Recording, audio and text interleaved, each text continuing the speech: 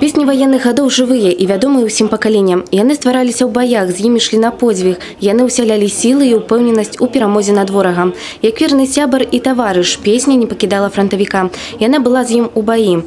У брэсцкім тэатры драмы прагучалі самыя вядомыя песні таго часу, а таксама творы з рэпертуару вялікага Муслима Магомаева. Песни Победы – это песни, которые сегодня согревают сердца не только ветеранов, но и молодежи. Ведь благодаря стараниям наших дедов и прадедов сегодня мы живем под этим светлым небом и радуемся жизни.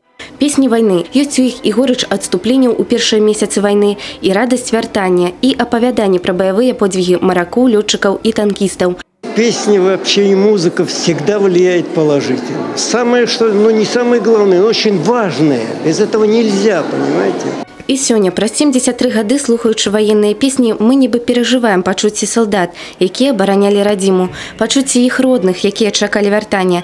І, канешне, тое вялікае шчасце, якое адчуў увесь Савецкі Саюз 9 мая 1945 года.